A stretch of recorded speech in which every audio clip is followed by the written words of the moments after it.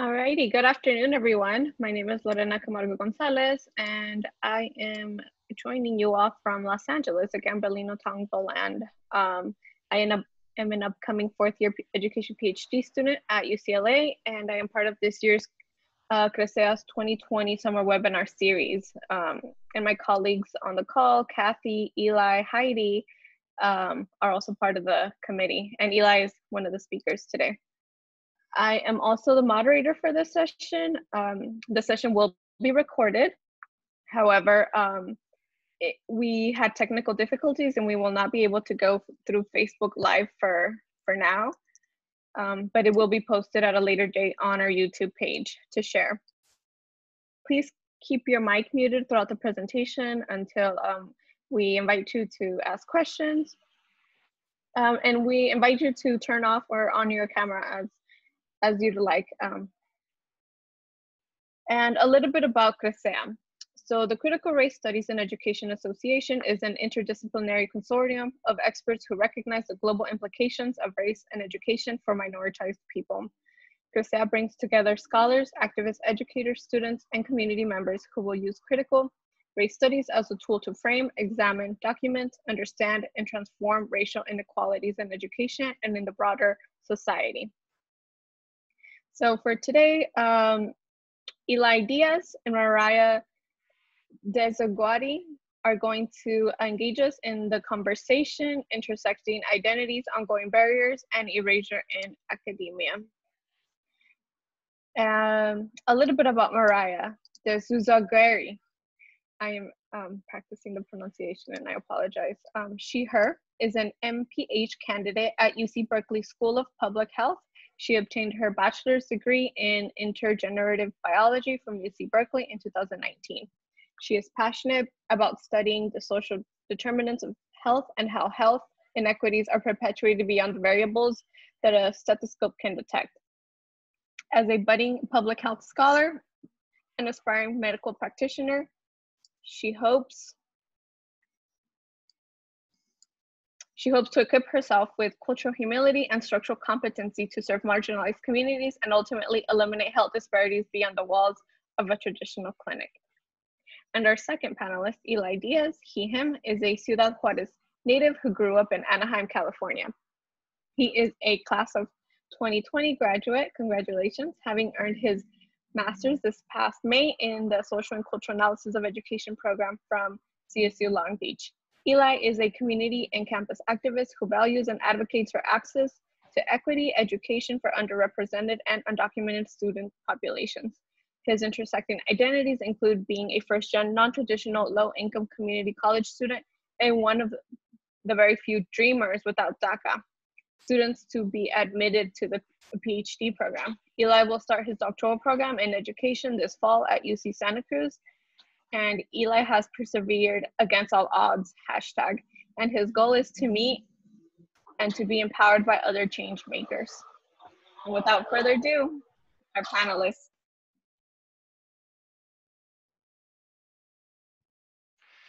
Hello, everyone. Thank you for that, Lorena. Thank you, everyone, for being here. I just wanted to share real quick that we consider this to be a safe space. Some of the information that we're going to present and provide, you know, it was difficult, you know, to come to terms and to agree that we would be sharing this, you know, personal anecdotes. So if in case, you know, whatever you take from here, you could either keep it in this space or just, I guess, block out any personally identifiable information if in case you want to share any of the information that you heard here. Let me go ahead and share my screen real quick. I think it's this one. Can you see my screen? That's a yes. Thank you, Mariah. So again, my presentation is titled From HD to a PhD, Experiences of an Undocumented Community College Student. And the HD stands for Home Depot. I'll go ahead and explain a little more on that. Let's see. Okay. So my presentation will cover some personal information about myself, a couple lived experiences, navigating higher education, my social, some of my social and campus activism, as well as some information on immigration policies. And as Lorena stated, I was born in Ciudad Juarez, Chihuahua, Mexico. However, when my mom remarried, we moved to Querétaro, which is about 3 hours from Mexico City. I was about 4 or 5 years old. So when we moved to Querétaro, I first lived in a ranch called La Piedad. And then for about 3 months, then we moved to a little village called Amialco. Have a lot of fun memories from there. And then we eventually moved to a small city called San Juan del Rio, Querétaro. So that's where when we left, that's where I was living, in San Juan del Rio, Querétaro, not in Ciudad Juarez. So I didn't really get to know my city, Ciudad Juarez. I was brought to the States. My parents brought me to the States in September 1994 when I was 11 years old. I didn't, get any say in the matter. I didn't, get any options. But now I understand why my parents did that. They were looking for better opportunities, and due to the lack of jobs and the insecurity and other reasons, that's why they decided to come north. I grew up in Anaheim. I attended Maxwell Elementary, Berkeley Junior High, and Savannah High School. Some of the pictures that I'm going to be showing here are part of a project that I'm currently working on. So like the two pictures on the left, Maxwell. The picture in the middle, I'm sharing this one because that's room 1, Mrs. Chavez's ESL classroom. That's where I started to learn English in 7th and 8th grade. And when I was going through school, especially in high school, I experienced many forms of discrimination. Is there a way for me to remove this?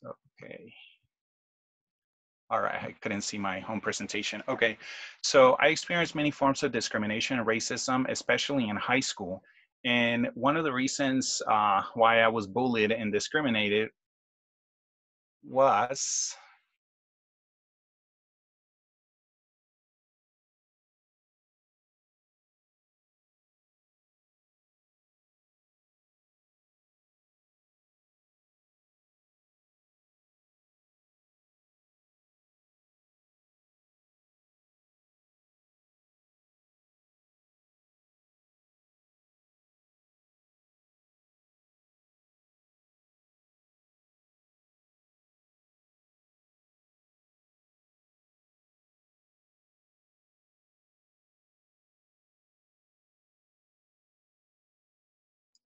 Eli, can you hear us?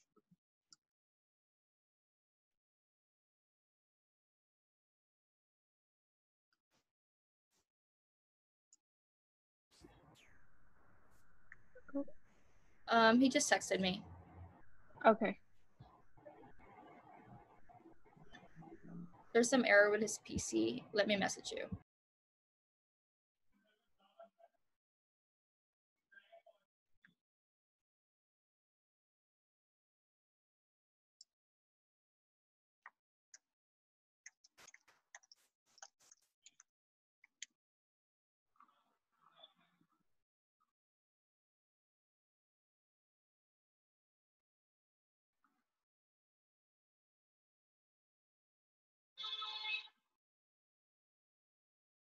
technology, right? So let's see. Can you enable screen sharing, please?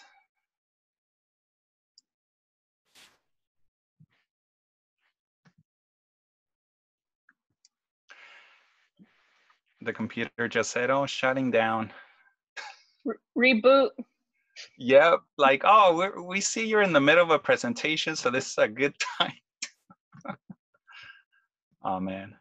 All right, so I think you can see it. There you go, there you go. And we were about to go into the name mess.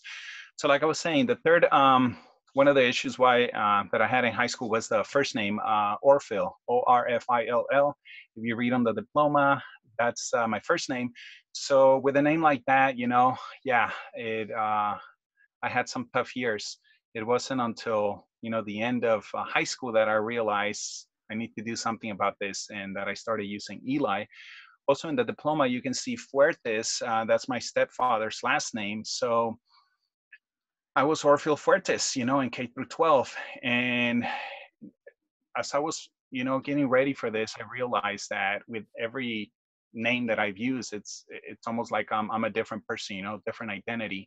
Orfil Fuertes. Then once I applied for college, since I didn't really have anything official with my stepfather, they needed to see, they needed to use my legal name on my birth certificate. So that would remove Fuertes, and I would have to use Ochoa Diaz. And then once I got into undergrad and grad school, I just said, enough of this. I'm just going to use Ely Diaz and go with it.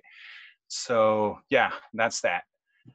Next slide. So the things I was going through, in high school, I didn't really understand, this concept of racism, this concept of hegemony and white supremacy. I was too young for that. So I looked to other activities. I was about the only child in the neighborhood that was interested in playing soccer. So since nobody really wanted to play, I had a lot of time on my hands. So like it says here, at 12, I began collecting cans and bottles for recycling. It wasn't easy. It was embarrassing.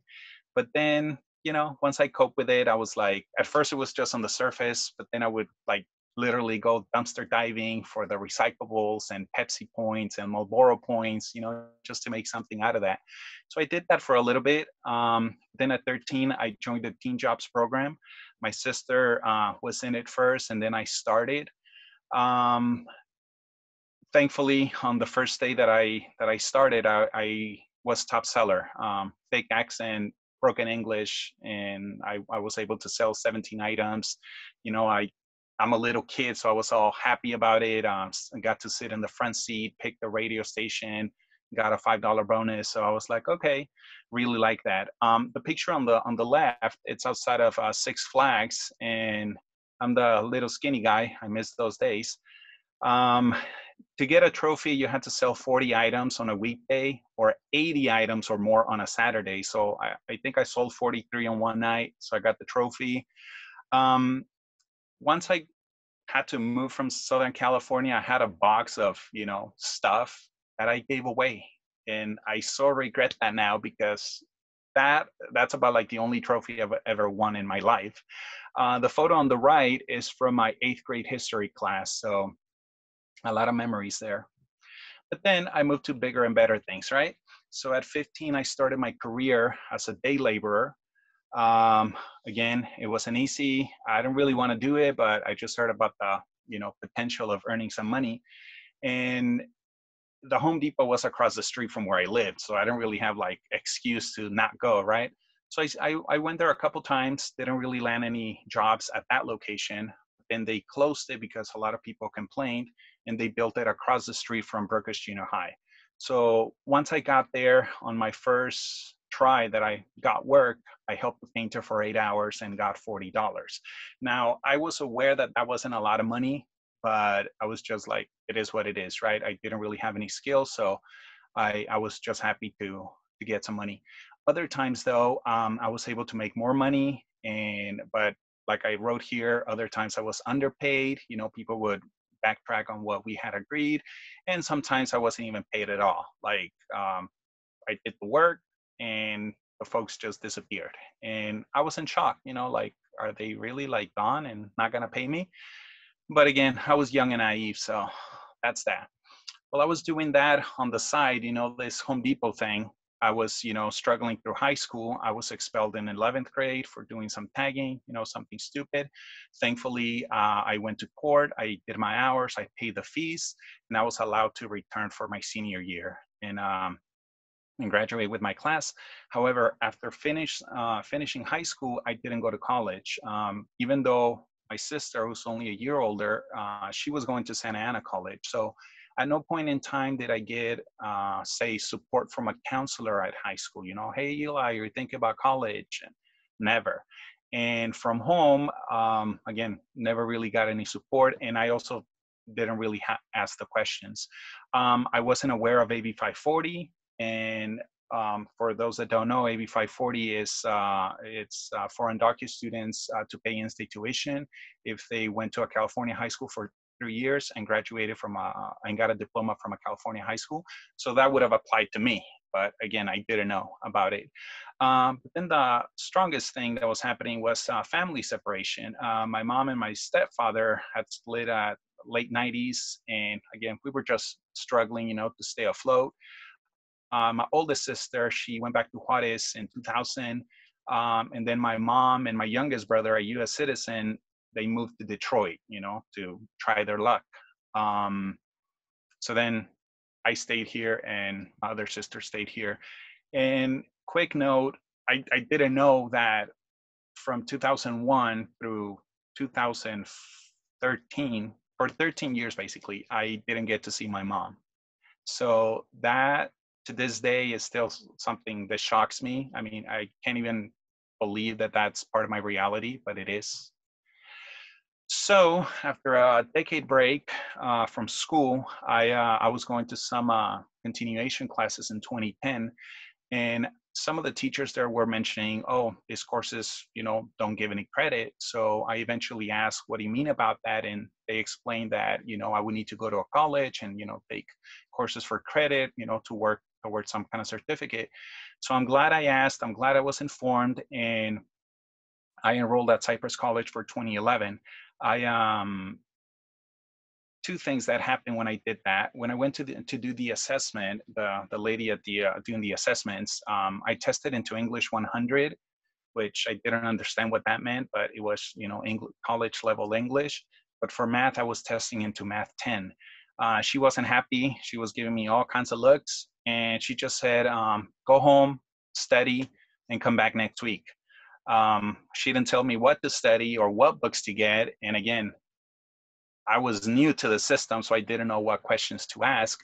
So I went home, wasted a week, come back, did the test, still tested in math 10. She finally signed me off. So that basically meant that I had to do math 10, 15, 20, and 40, and I failed one of those. So I had to invest 5 semesters doing remedial math until I got to math 120, since I was a business major.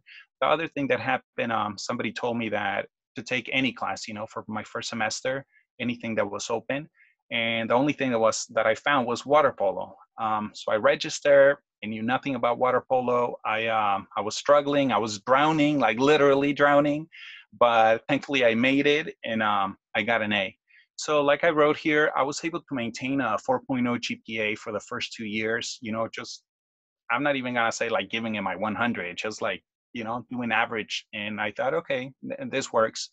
But then one of the things that I started experiencing was ageism. In the classrooms, the looks, the way that other students would treat me, and I wasn't really paying attention if they were white or, I was just noticing that they were younger, late teens, early 20s. So I just thought it is what it is. But then the other thing that really got to me was that I applied for DACA in 2013 and was denied. So I tried, just to be strong and continue pushing forward, but that didn't cut it. I started seeing how folks around me, like my sister here in California, and some friends and other folks with DACA, how their lives started to change, and I was left out, and I kind of also felt that I felt cheated in a way, because I'm like, I was brought here since the 90s, and here's other folks that have been here less time, but yet they were able to get DACA.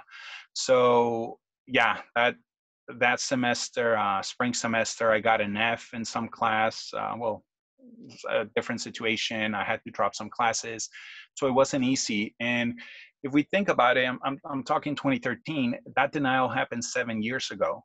So by now, I try to not even think about how my life would be different had I gotten DACA. Because it's not like we're gonna go back in time, right? So finally, transferring out of the CC system, the rest of the years were pretty tough. Again, not having a stable source of income, lack of familial support, that really started to get to me. I was in a relationship that wasn't very supportive, and I'm just throwing it out there, no shade, but it's just a reality, right? That if you're trying to working towards something, but if you're with somebody and your partner is not supportive, then at some point you're either gonna let them go or you're gonna quit. I took stats 4 times. I failed it twice, dropped it once at Cypress, and then I had to go to Santa Ana College, where I'm thankful that I got the C, because that allowed me to finally transfer out of Cypress.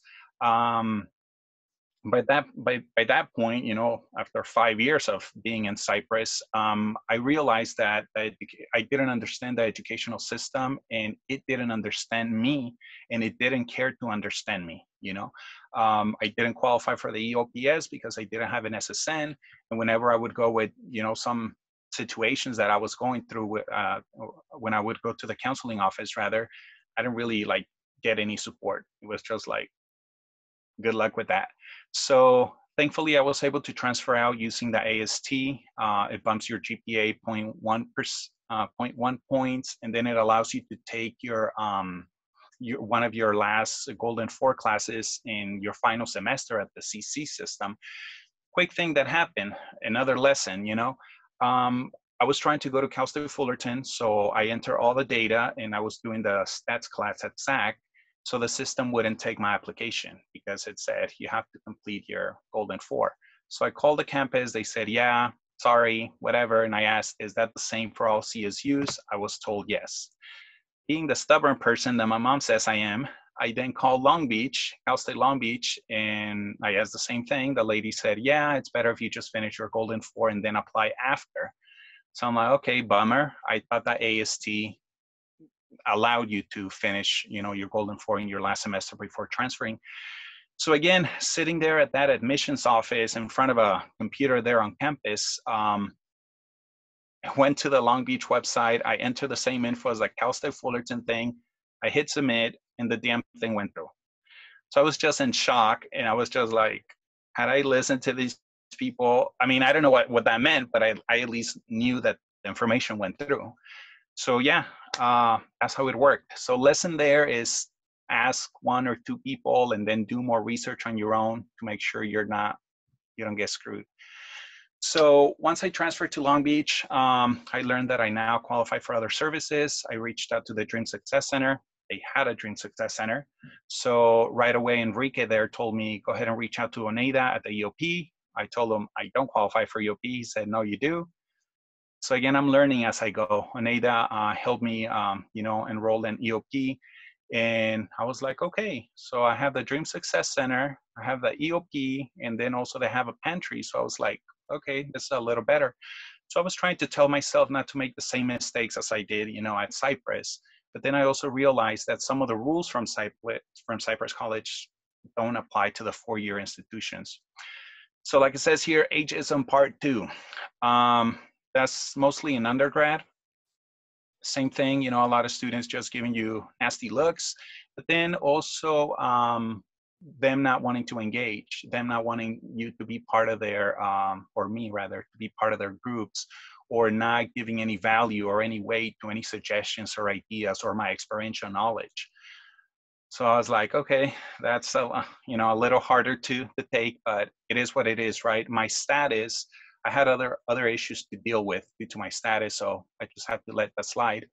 So I was able to earn my BA in political science in 3 semesters. And part of the reason why I did that is because EOP to the rescue again. I received an email from Harold Sonoda, an advisor at the EOP office, inviting me to an info session for a grad program. So it was on a Friday morning, and I lived 30 miles away from campus, but I showed up.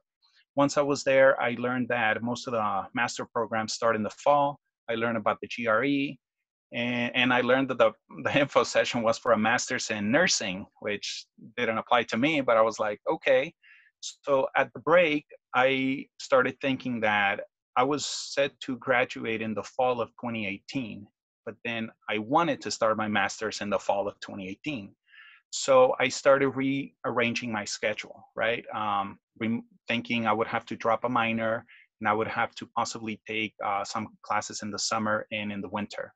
So the next thing I did, I went to EOP again, and I talked to Irma Nieto, financial advisor, and I informed her what my status was, and I asked her if I would qualify for financial aid. She said yes, through the California Dream Act and the university grant, I would. So I was like, okay, so now it's like, which program am I applying to, right? I was interested in SDHE, Student Development in Higher Ed, which is essentially a master's in counseling. But once I went to the Resource Center, I was informed that that's a very competitive program, 3 years full-time, 4 years part-time. And then I was informed about a social and cultural analysis of education grad program. This one had more of a social and educational justice lens. It was less competitive, and it also didn't require a GRE. So I decided on that program. I applied. I was admitted, but one big mistake that I have to throw out there is that I only applied to one program. And even though I did do a lot of research speaking with different EOP advisors, I don't think anyone really told me to apply to more programs, you know, like you must apply to 2 or 3 programs, like I know now. So I got in, I went the full-time route, 2 years, and it wasn't easy, right? This thing of being undocumented meant that I didn't really get a chance to experience, you know, a professional growth and to have this type of experiences that like my cohort mates were having. A lot of my cohort mates in the program, you know, they're K-12 teachers, they work in student affairs or for nonprofits, and I would hear about their experiences and also the barriers that they face every day. And it hit me, you know, like, okay, I could have the degree, but I'm not getting that experience, you know, like they are getting. So needless to say, I completed that MA just a couple months ago. I mean, time just flew by. And one thing that got to me, just like I was saying, I wasn't getting that professional experience. I also realized, that there wasn't a lot of support for undocumented students to go on to grad school. Like, yes, we have the Green Success Center, but it's as if the school just says, you have the center, so now you're set. And it doesn't work like that. So for my capstone course, fall 2019, I created this informational poster on funding and resources for undocumented grad students in California. Now, I focus on grad students because, as you probably know, most of the efforts to help underserved students is geared for undergrad, right? Undergrad students. So I wanted to provide some kind of support for undocumented students to know that they can go on to grad school, right? They can go on to that credential or that master's or heck, that PhD. So I won't go through a lot of the info here. I called the California Student Aid Association several times. They didn't want to provide me info. I learned about, a little more on the California Dream Act, the Cal Grants. I learned about the California Dream Loan, which originally was for UC students, but I believe that now it applies to CSU students as well. And then other information. If in case anyone would like, a copy of this, this is version 2. I'm going to make some changes, but if you like a copy, just let me know. So, while all of this was, taking place, fall 2019, last year in May 2019, spring 2019 rather, I started thinking, hey, maybe PhDs. Why? Because now I had role models. Now I had folks that looked like me, that understood the things that I'm going through as a person of color, student of color, like Dr. Naina Flores, Dr. Lindsay Perez-Uber, Dr. Alfredo Carlos, political science, Dr. Jose Moreno. He has an EDD from Harvard and is also a city council member from Anaheim, where I grew up. So I started looking into that, and my plan was to spend the summer researching PhD programs, doing the GRE, and just making things happen, right? But like it says here, first bullet point, in May 2019, I was let go from my right chair position that I had, which basically helped me throughout grad school. So I immediately knew that this was gonna shift everything, because now I had to focus on finding work. And as a person without status, looking for work that works with your schedule, pays decent, And I'm not even looking, you know, for something that kind of aligns with my career trajectory. I just needed to have something. I knew it wasn't going to be an easy feat. So depression got to me, like big time. But I knew I'd been through this before, so I just knew that I had to be strong and I had to just give myself time. So I was just waiting for the spring semester to end to start focusing on what I wanted to do for the summer. So for 2 weeks, I didn't really do much. Just stayed home, possibly just playing soccer on Sundays, you know, a distraction. Eventually, I was able to, since I didn't really understand, you know, the PhD application process, I started reaching out to some professors, and one of the programs that I was interested in is it's in USC Urban Education Policy PhD, and one professor there offered, you know, a phone interview for June, and I had looked into the program, I had looked into the professor, but I didn't really look deeper into their articles and methodologies. So by the time I have him on the phone and we're going over, you know, his research interests, in mine, he's then asking me, okay, how are you going to expand it? What angles are you going to bring? And I don't really have answers to those questions. So by the end of the call, I could hear his, you know, kind of like disappointment. And I was like, oh man. So once I hung up, I felt stupid. I felt embarrassed. And little did I know that months later, I would realize that he was about the only faculty that was taking students for the next cycle. So I'm sharing this. So if any of y'all are thinking to PhD programs, definitely do your research so you don't miss out on opportunities. For the fall semester, I had a lot of things going. Thankfully, I found a research assistant, a volunteer position, because I wanted to be a better candidate. I did do a workshop for GRE in the summer, but I didn't follow through with taking the GRE. So that meant I had to do all of that during my fall 2019 semester. So basically I had the capstone course going. I still didn't have work. I was researching the programs, researching professors. So it was too much. Once I got to taking the GRE November 16, due to my status, I needed to have 2 forms of ID. And I didn't know this. So once I showed up, I gave my California driver's license. They told me you need a second one, US passport, work permit, green card.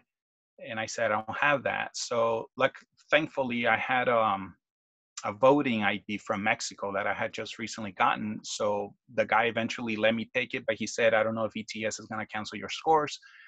I was really stressed out. All the studying I had done went out the window, as you can imagine. I took the test. I did poorly. And that was on a Saturday. And then I reached out to the Mexican consulate to get a passport. So I get the passport that following Monday. I send it to ETS, and it took me 2 to 3 weeks, you know, back and forth with them. Eventually they canceled the scores and I had to wait 21 days to retake it.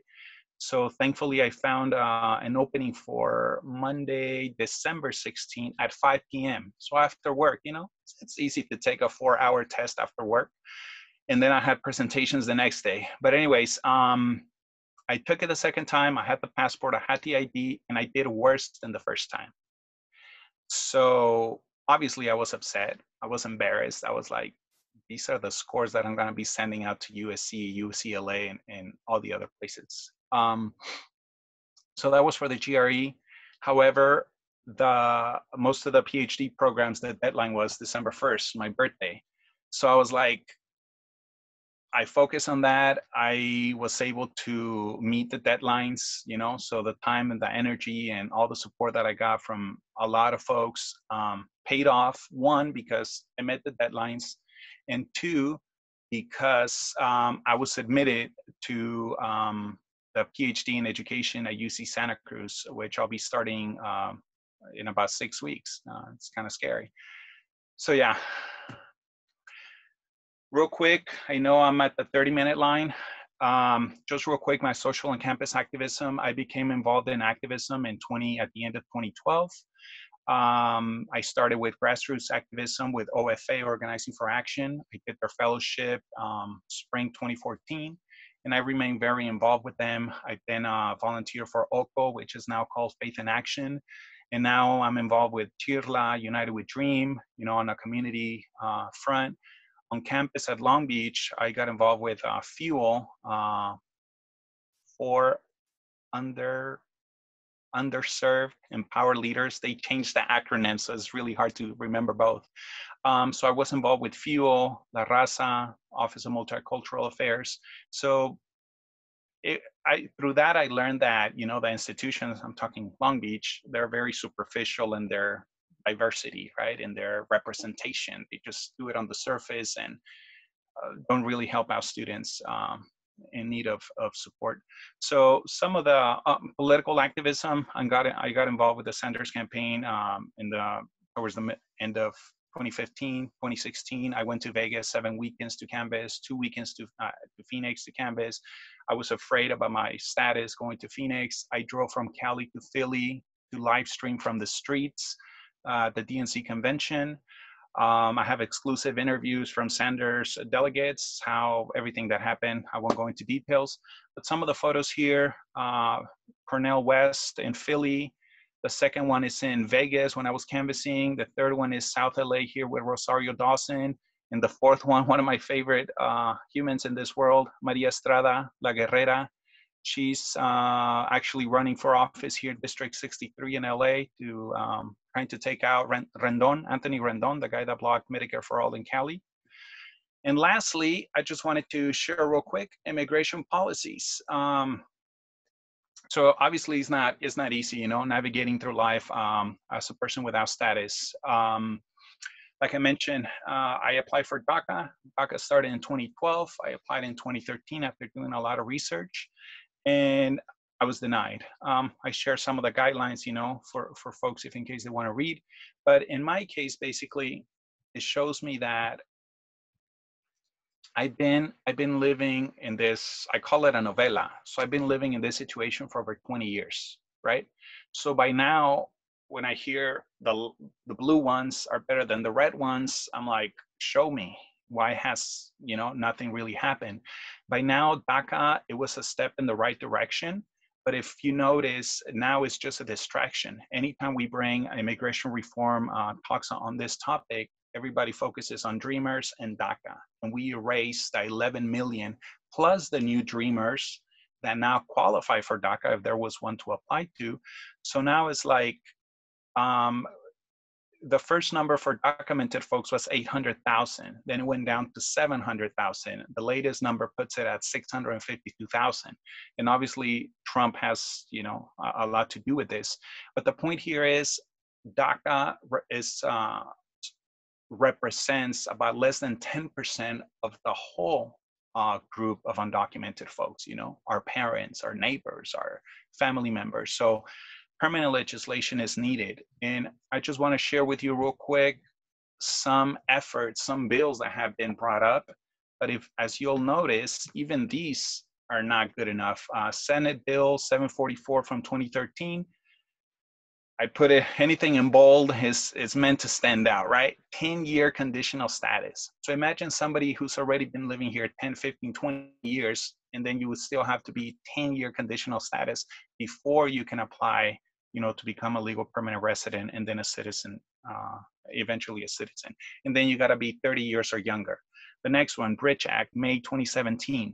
Very similar to DACA, except this one does not provide a path to citizenship. So you would be renewing this work permit every 3 years, and unless you find a way to adjust, then that's your status. Succeed Act, September 2017. Again, taking from DACA, but then this one has passed a thorough background check, and then remaining conditional permanent residence for 10 years. So again, another limbo situation, right?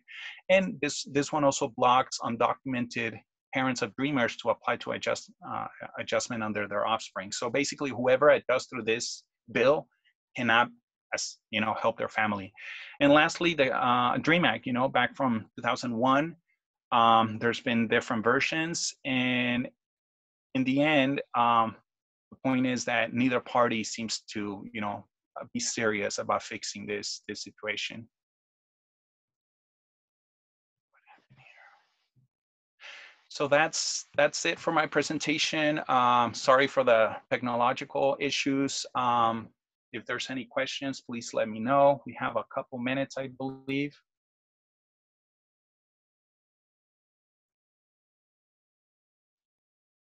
How do I,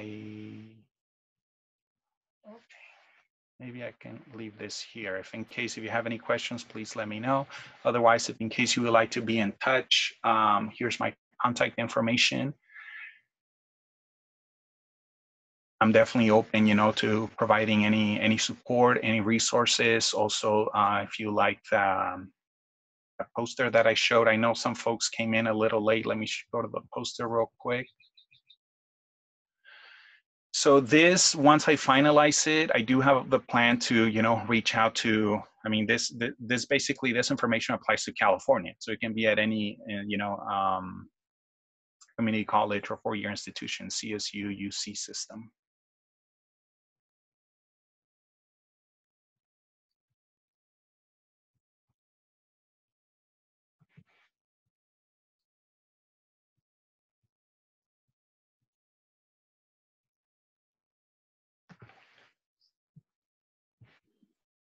Thank you, Eli, and we can definitely answer some questions at the end. Thank you. Mm-hmm. Now Mariah is going to start her presentation.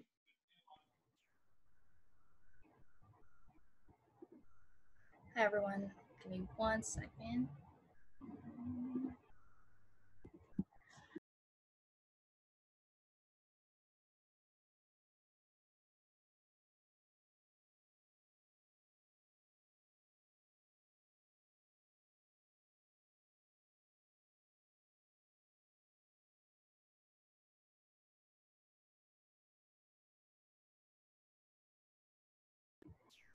Hi everyone, thank you so much for being here.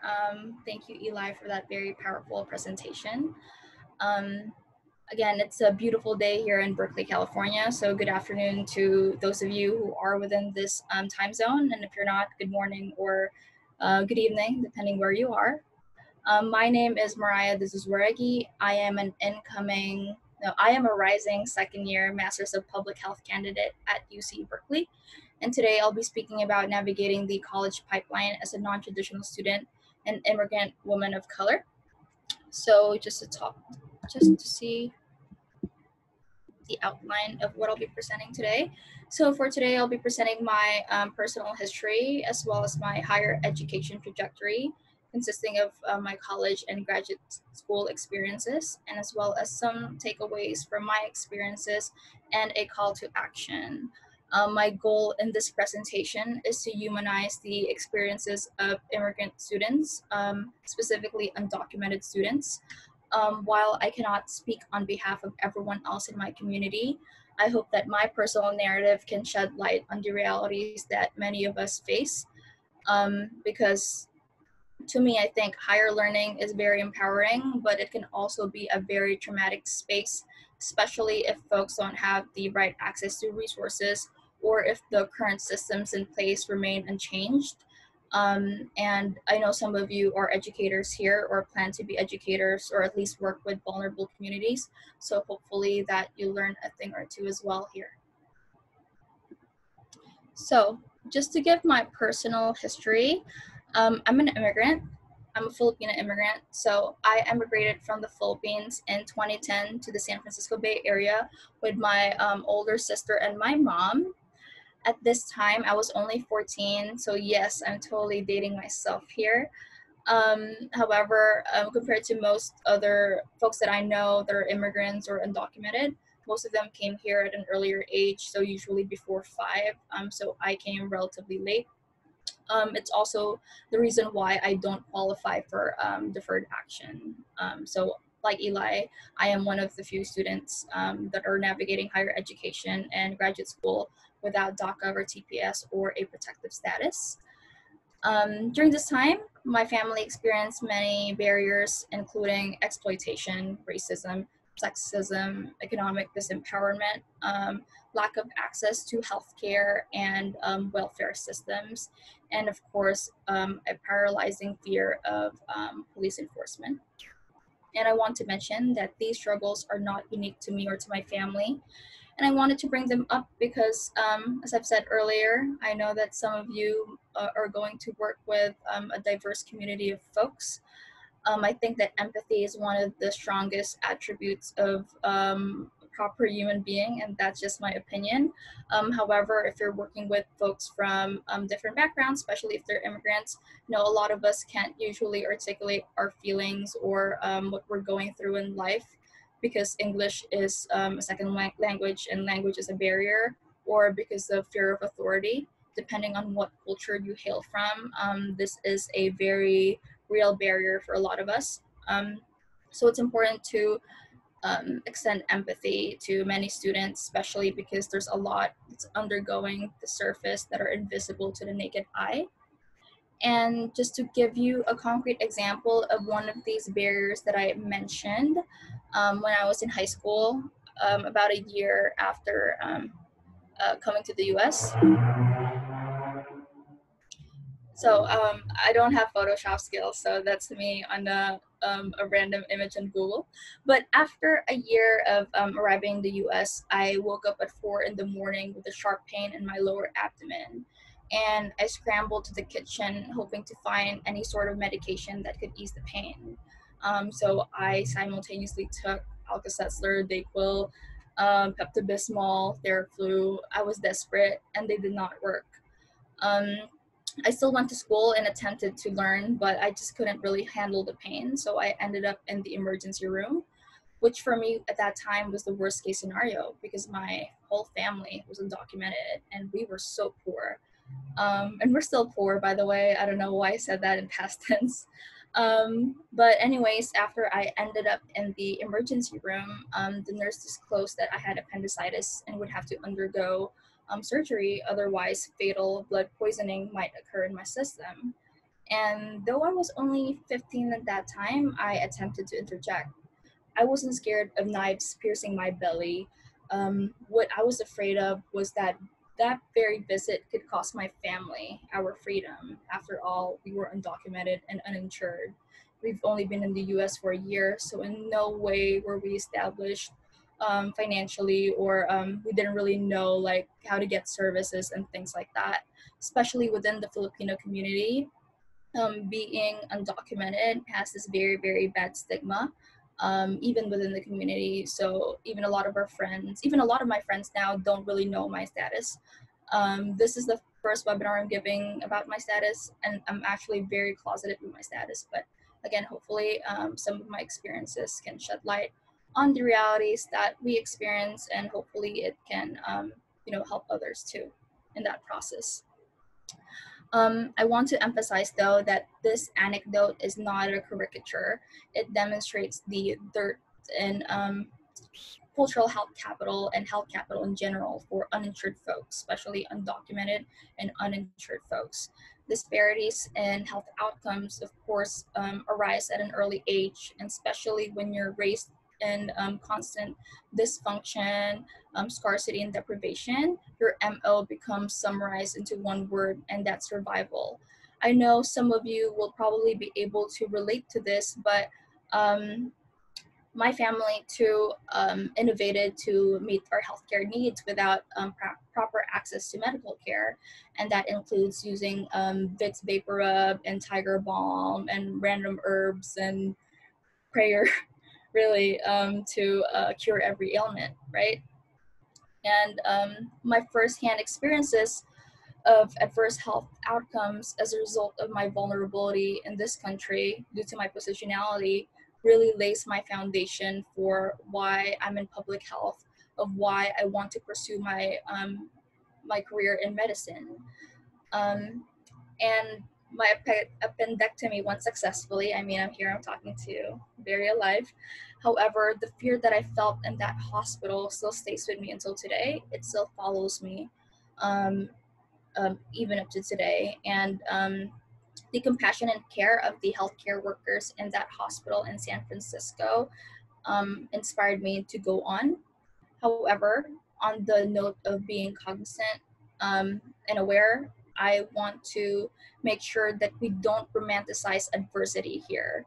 Adversity for people like me, for poor people without access to services, is usually romanticized as this inevitable catalytic force that becomes an eventual source of joy, happiness, and success and inspiration. It's not that. If we want success and happiness to occur in this level, we have to change the system from the top down, the bottom up, but we have to change the different systems in place, you know.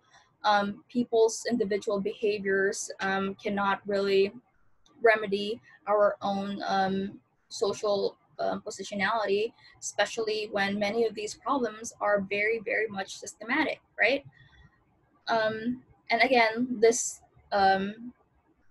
story that I'm sharing with you right now has some sort of good twist to it, because it inspired me to, you know, learn more about what career I want to go into in the future. However, again, I want to emphasize that the medical system, the hospital system, is still a very intimidating structure, not just for undocumented folks, but for Black and brown bodies as well, right? Historically speaking, a lot of these experiments in public health and medicine have been conducted on the people who can't speak from themselves because they're muted. But anyways, I just wanted to share that because I think it's a very important experience of why I'm doing what I'm doing and really who I am as a person now. But my next slide will tackle more about my higher education and really my non-traditional trajectory. So I came to the US in 2010. In 2013, I graduated from high school. So I graduated in high school a year early. And during this time, I didn't really know anything about the higher educational system here. My family's only been here for a few years. I'm a first generation student. However, I got lucky in many ways because a year before that, Cal Grant and financial aid for in-state tuition became available for undocumented students who have AB 540 status, so not necessarily DACA or TPS. So because of that, I qualified for some aid.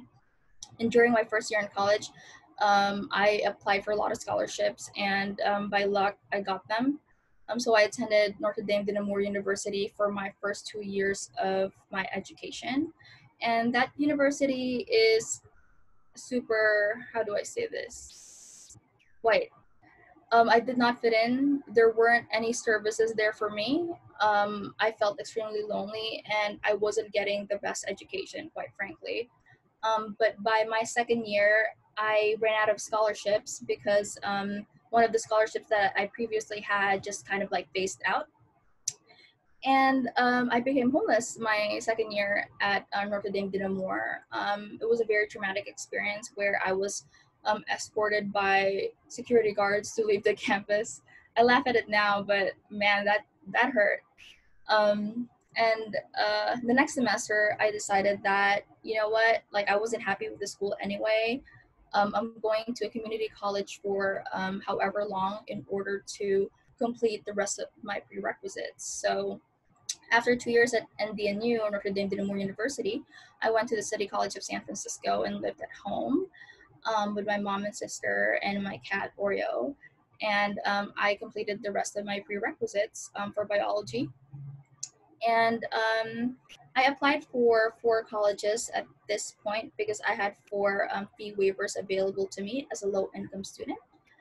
And I just added Berkeley in there because I'm just like, why not? It's near, you know, like I didn't think I'd get in, but I got in. So I did the reverse transfer process where I went to a 4-year for 2 years, then a community college for a year, and then transferred to UC Berkeley for a degree in biology. So I completed my degree in biology at UC Berkeley. Let's see. And of course, during this time, there's still a lot of barriers, even at a school like UC Berkeley, in terms of like support for undocumented students. So on the weekends, there were times when I cleaned houses and stuff like that. And this is not going to sound pretty or professional, but that's not really the the point of this presentation, right? There were times when I just went on first dates to get free food and meet new people, but get free food and use some of the food for to go. Again, being in this vulnerable position, of course, I experienced many vulnerabilities due to my intersecting identities as a woman of color, as a woman, as someone who's like 5'4". So like, you know, some of it was scary, but if you don't qualify for support through the government or through your institution or through moral support through family or whatever, because I don't really have family here, then I had to be creative. And honestly, it was a way to survive. However, I'm also very thankful of the undocumented student program at UC Berkeley. The undocumented student program is actually the first program in a US school for a few years, so since its establishment in 2012, to just support undocumented students. So this program really helped me a lot with just supporting me, helping me with applying for a fellowship when I was doing research on campus. When I felt really alone. UC Berkeley has like 47,000 students, undergraduate, graduate students, and professional students, and it can be very isolating. And a lot of folks here are here not because they're lucky, but because in many ways they were privileged.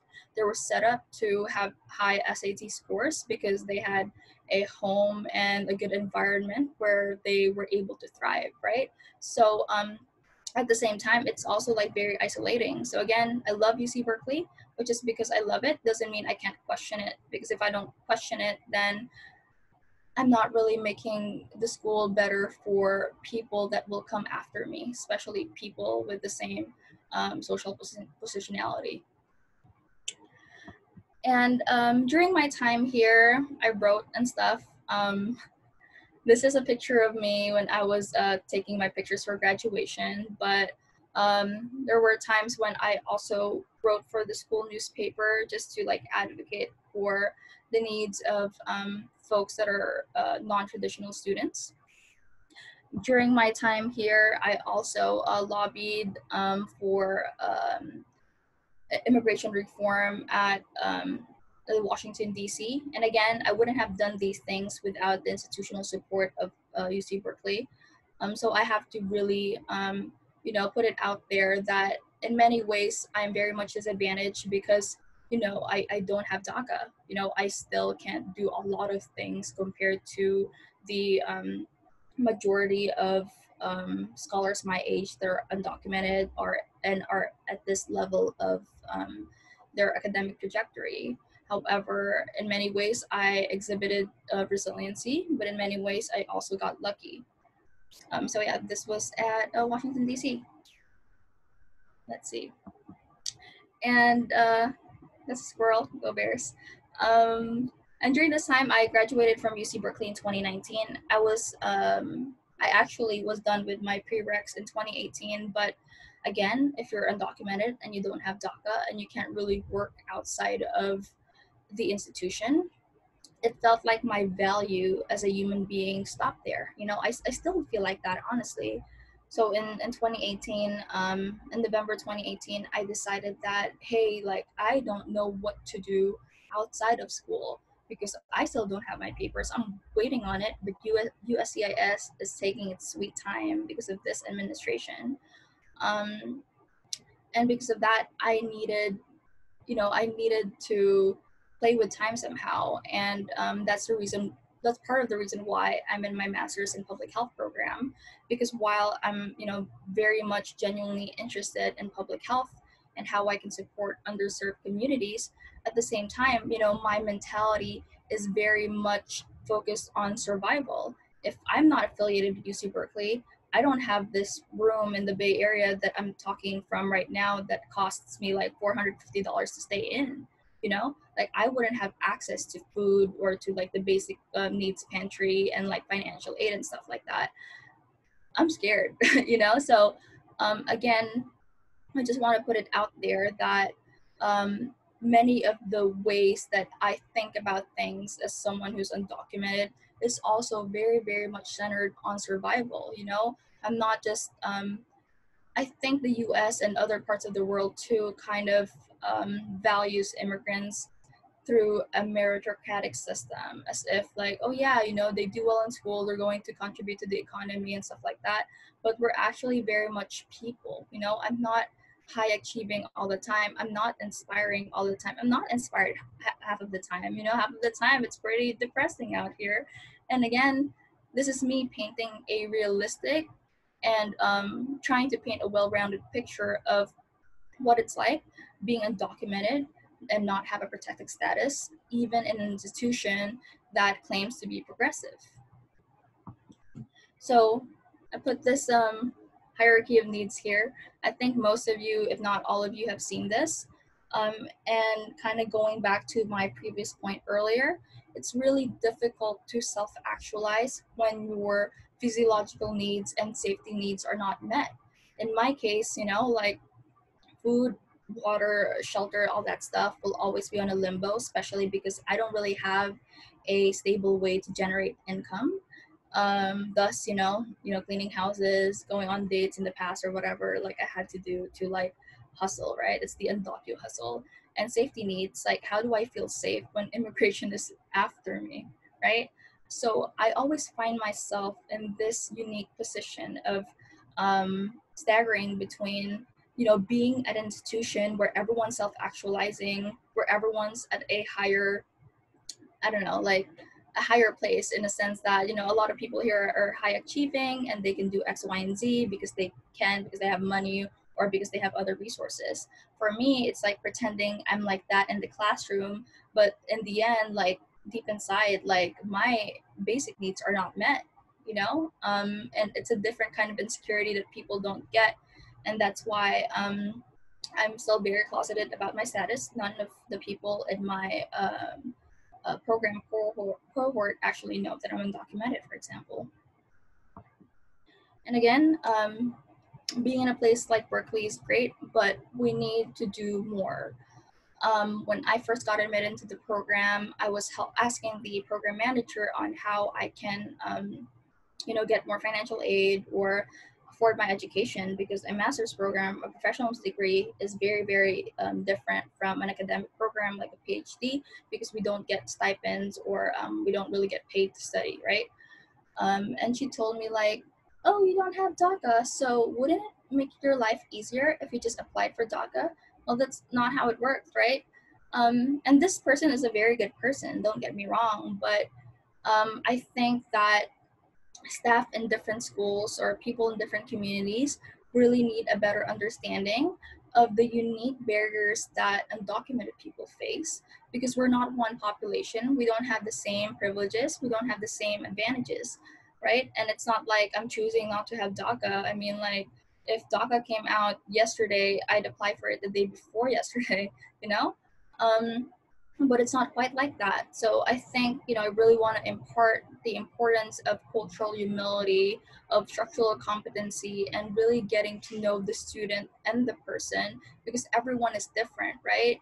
We can never be culturally competent, but we can always exhibit cultural humility and be open to change and learning in order to really help others. And I want to end with this quote here. When I went to DC to lobby, by William Gray, it says, "We don't want anyone to swear for us or to vote for us. We want those privileges for ourselves." I think that collectively we can make changes. Of course, I can't vote, but for folks who are able to vote, for folks who are able to advocate or to help others through finances or through moral support or whatever, I think that it's very possible for change to occur in this country. Obviously, change is not going to happen overnight, and it's going to take a lot of time. But I think that as long as we're able to help at least one person at a time, that's better than not helping anyone at all. The undocumented community is a very resilient community. We really want those privileges for ourselves. We're not lazy or trying to cheat the system or whatever type of things that our current president says, right? We want to be empowered, but things have to change on a systemic level. That's all I have for today. Thank you so much.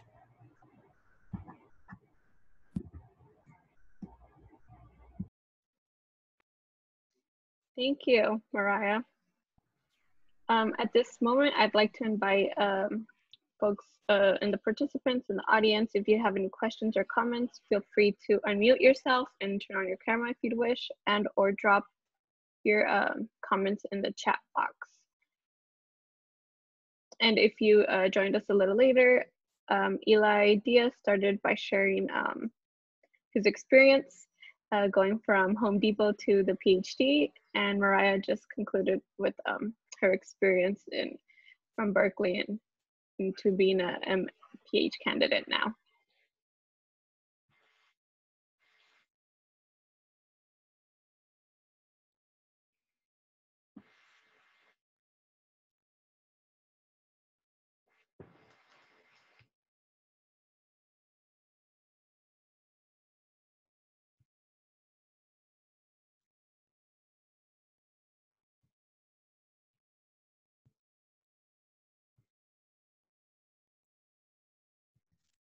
I just wanted to say thank you for both presentations. Learned a lot.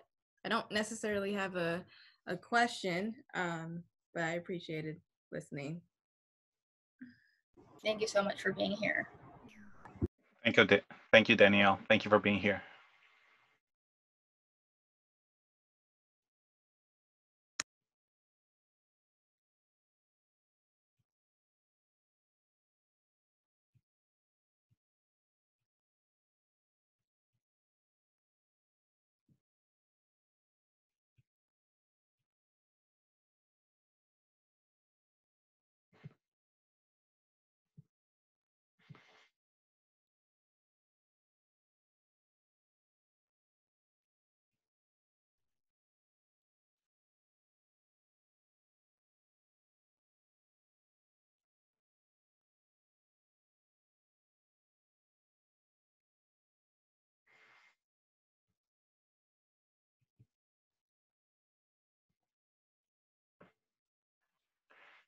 Maybe as folks are gathering their thoughts, could you talk to us how you met each other, Mariah and Eli, or how this panel came to be together?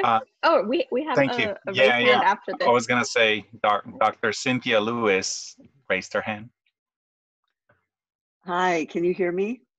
Yes. Okay, great. I was a little bit late and I'm really sorry about that. But as someone who, first of all, I just want to say that I really appreciated the presentations and just the kind of honest look at the kind of steadfastness and rigor with which you pursued your goals, and the ways that you've had to do that in, the ways that you've had to do that in the face of barriers that you shouldn't have had to contend with. And so I appreciated learning about that. And as someone who's chair of a department, it's really important for me to hear about those, about the ways in which, you know, the resources that were useful to you and the ways in which various supports are particularly helpful. And I missed the beginning of yours, Eli, but if you said anything about the kinds of financial supports that you've been able to get from institutions along the way, and I know that this is difficult because there are just all kinds of barriers to doing so, I'd appreciate hearing about that. If you've already talked to everybody else about it, then you know, you and I can talk. But if there's anything that you can add about the kinds of supports that you have found, particularly financial, in terms of to make up for not being able to TA or do those kinds of official positions. Thank you, Dr. Lewis. Yeah, real quick, I can share a little bit. I didn't go too much into that. One, because they weren't present, and two, because I wanted to, you know, kind of share more of an overall picture of the trajectory. And I didn't really even get into any, you know, research interests or whatever, because that's more like PhD focused. But I did mention, now that you bring it up, I did mention that when I was at Cypress College, which it took me over 5 years to get out of that system, that when I first started, actually, I probably didn't mention it, that I was paying out of pocket is what I was trying to get to. So I was paying out of pocket. I was grateful, you know, to be paying in-state tuition thanks to AB 540. But then once I kind of got the hang of this, 2012, 2013, I was like, oh man, I wish I could qualify for financial aid, because I knew of other students that were not, you know, without status, but that they did get, you know, money to go to school.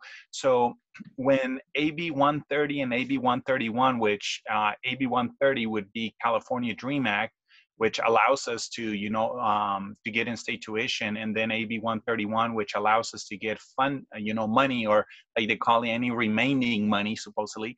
I was like ecstatic. I was like, oh, thank you. You know, you're gonna cover my the tuition fees. You know, I was more than happy. But then when I try to get, I think what they call the Cal Grant B or C. That's when I learned that there's an age limit, that if you're older than 28 and you don't get this money. But Cyprus, I applied 2 years and they made some mistakes. So I was just fuming and furious, like, oh, you basically screwed me out of that money. Well, it turned out that I didn't even qualify for that money because I was too old already. So the BOG waiver, like they call it, paying the tuition, I was grateful for that. And then not qualifying for EOPS, I did mention that, you know, at Cypress College, I didn't really know what it was, but somebody just said, go apply. I go to apply and they require an SSN. So I immediately started learning what things require an SSN, what things I qualify for, and what things I didn't. So once I moved to Cal State Long Beach, I'm thinking, I don't really qualify for anything, right?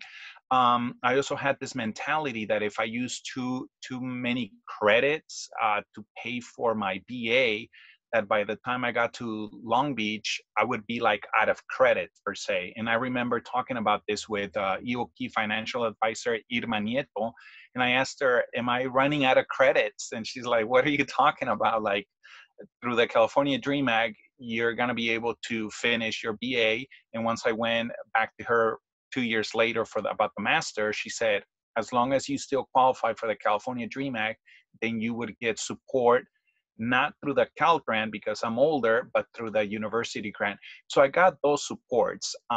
One thing I did mention though, which is related to your question, is that due to my status, I didn't have the opportunity to grow professionally, you know, to have those positions, you know, in student affairs or whatever I was interested in, to start gaining experience and obviously make money.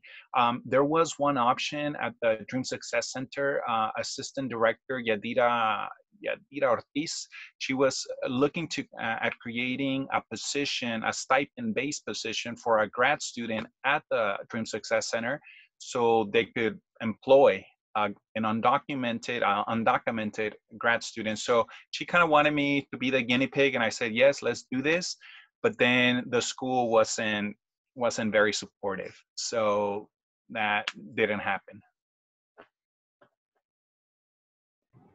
Thank you so much. These are the kinds of things that, you know, not only financial support, but also opportunities, right? And experience and opportunities that we need to figure out, those of us who need to be working hard on these things. So thank you for your presentation, and also for the other presentation as well. I really learned a lot. Can I give my take on that real quick though? So I'm in a professional degree program as a master's student, and at this level, there's really no financial support, especially at the UC system. Dream Act or the aid doesn't really carry. So for example, just to be transparent, my tuition is about $30,000 a year. All of that is basically out of pocket. And last semester, I basically begged people to help me with finances. So talking with the graduate dean and like the head of X, Y, and Z and stuff like that. So I'm just really mentioning that even at UC Berkeley, even at an institution that it's supposedly progressive, there's not a lot of help, right? There's only 0.11% undocumented students without DACA or CPS at UC Berkeley, 0.11, which is really, really shocking. But if there were, you know, like set amounts of money on the side, like fellowships that can really help undocumented students who do not qualify for DACA or TPS, then that would be really helpful. Because like for me, even though I'm in a professional degree, sometimes I don't feel like that, right? How do you, I don't know, how do you progress professionally when you're exempt from most graduate student researcher and graduate student instructor positions, right? These positions are federal level. However, there's money set aside to enable students to do these things, to teach, and yet afford their education, then that would be really helpful. I don't want to simplify it too much, but at the end of the day, money, you know? And most institutions have money. It's just that it's not going to the right place that will make the experience actually equitable. It's still going to students who have, you know, it's still going to students who already have access to some things, but are not completely excluded. And that's not equity. Yes, thank you. I just want to mention that for our professional master's program, we have master's incentive money it's not federal, it's within the university, and we're able to use that for undocumented students to become teachers. And we're also using NSF training funds for STEM teachers. So, you know, we try to find ways around it, but I hear you and thank you for your comments. We have two more questions from Raul Meneses Samperio. A question for Eli. In what other ways did your family support you navigating higher ed? I understand that they weren't able to guide or support you in ways that were valued in academia, but what are the ways they were supportive? Thank you. Thank you for being here, Raul. Thank you for the question. I'm a very genuine type of fella. Don't like to sugarcoat things. My situation, again, it's difficult to encapsulate, you know, all the different perspectives of my experience. And it's, in some, the support hasn't really been there. But one thing is the distance. Another thing is, you know, what sometimes happens in many Latinx families, that if you know, the children are first-gen college students, then the parents don't know, you know, the system, don't understand this, so maybe they don't know how to assist.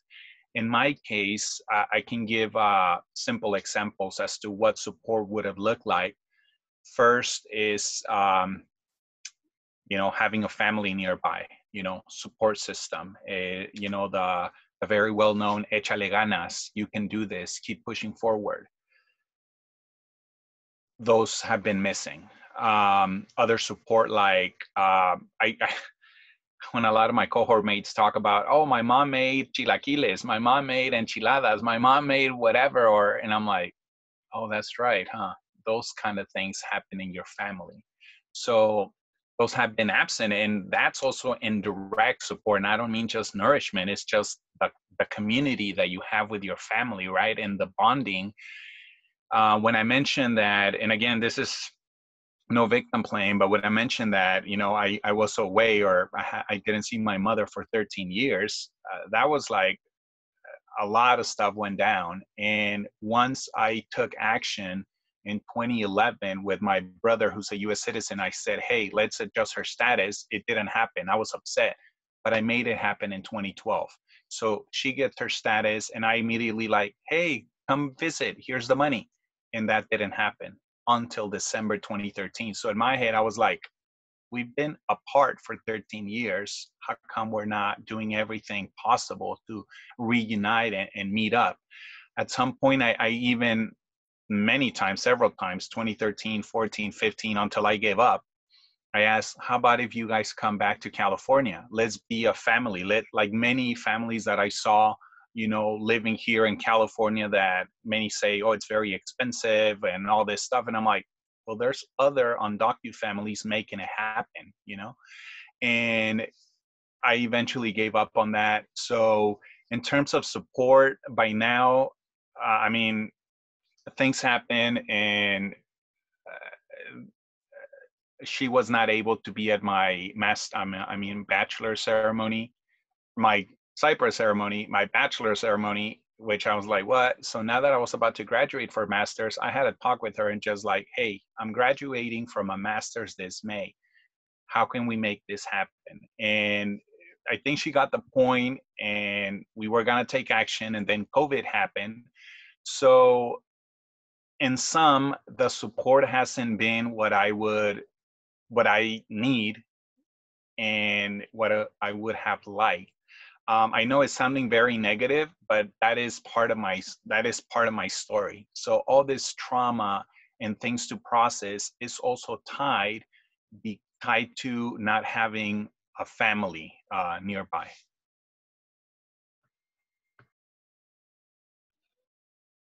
Thank you, Eli. We have another question from Mariah from Heidi. And Heidi says, first of all, thank you for being here. I'm your fan now. Being an immigrant and undocumented, what drove you to apply to UC Berkeley? And what did your family think? I'm also an immigrant, and the first time my mom gave me a tour of the Bay and took me to Cal, she said, this school is for the rich and smart only. Basically, in my mind, it meant that it was off limits for me. Obviously, I grew and knew it was not off limits, and I encourage my students and friends to apply wherever they want to go. But I'm curious to know, what was your inspiration? Thank you, Heidi, for this question. In the chat box, I'm just gonna put my information real quick because I realized that I didn't do that. So people can, reach out to me later on as well if they have questions. However, so I applied to UC Berkeley because I had an extra fee waiver. I didn't think I'd get in, honestly. I was experiencing, homelessness and stuff like that during my second year of college. So my GPA was like, like it just like, why? But the thing with UC Berkeley is that it has a holistic review process. It looks at your grade, but it looks at everything else. It looks at your values, what you write in your personal statement and stuff like that. And that's really what got me in. And when I was in high school, I did apply for Berkeley. And to disclose, to be transparent, I had a 3.9 when I graduated from high school. That wasn't enough for Berkeley. I got rejected, They're like, oh, well, that's fine, I have another school that I'm gonna go to, and it's just a college degree anyways. I can, I thought that as an immigrant that, they all had the same value because I'm the first one in my family to go for it anyways. But yeah, it was honestly just like kind of out of luck. I don't want to say luck, all of it, because that's not practicing self-compassion for myself or for what I've been through. But part of it is luck, right? Part of it is someone read my personal statement and was like, saw potential in me when maybe others wouldn't have, and stuff like that. It's still a very subjective process, admissions. And what did my family think? So I came here with my mom and sister. My mom is like out of the picture now for reasons. But my aunt was really proud of me. My sister moved away to Canada, and she married there. She's with her wife in Quebec, and now, she's able to visit other countries. She's able to visit the Philippines twice now, and, she's documented in another country. But I think my sisters are proud of me, and my family is like really happy for me. And I'm just happy that despite not having a lot of like traditional support, like a strong familial backbone, for example, or a father figure or a mother figure, that I have other folks who believe in me, mentors and friends that I now consider as family. But if you want to know more in specifics, feel free to like also email me or reach me through the links that I provided. Thank you. Thank you. Any closing thoughts or questions from the panelists and or the attendees? I'll just throw something. You had asked real quick how we met, how I met Mariah real quick, and hopefully she doesn't mind me sharing. I mean, it's no secret. I was actually invited by Yadi Ortiz, who used to be the assistant director at the Dream Success Center. She now works for Pre-Health Dreamers org, and she was having a webinar, you know, on I think focus on possibly on docu students in college. So I was invited to that, and I gave a quick presentation, and I believe Mariah was present there. So and then yeah, I mean we were in touch, and I'm glad because I knew, I mean, just hearing a little bit from Mariah, I knew that wow, I mean it's not easy, right? Especially like she mentioned several times, getting into Berkeley, staying in Berkeley. So much props.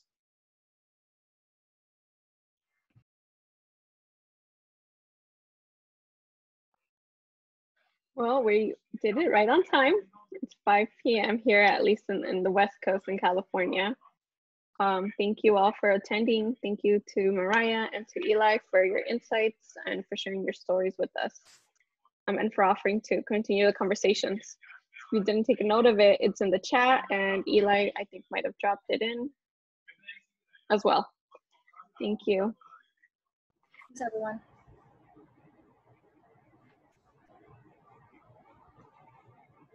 Thank you.